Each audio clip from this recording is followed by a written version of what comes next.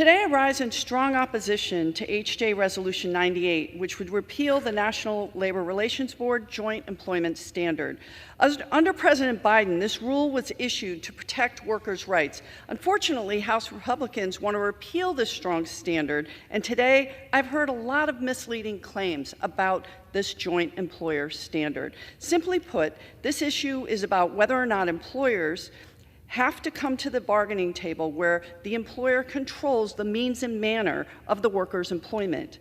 As a member of the Congressional Labor Caucus and someone who spent 25 years in the private sector putting food on the table for my family, I believe that when workers come to bargain over their wages and working conditions, those employers who do control the means and manner of workers' employment, and that is the standard by which we determine whether someone is a direct employee or an independent contractor, should be at the bargaining table as required by law. And when workers do better, employers do better, and our country does better.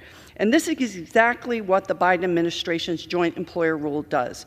What it doesn't do is impact the ability to utilize independent contractors when appropriate. And has been mentioned today, no franchisee has ever been categorized as a joint employer. There's more misinformation used to undermine the ability of workers to organize and bargain for better wages, hours, and working conditions.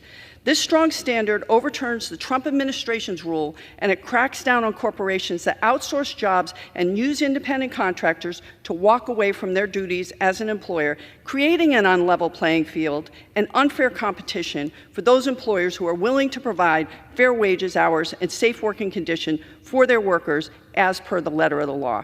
In seeking to overturn the NLRB's new, stronger joint employer standard, House Republicans are working to help bad employers avoid their responsibility to employees and undermining workers across this country. I urge my colleagues to vote against this anti-worker bill, and I yield back the balance of my time.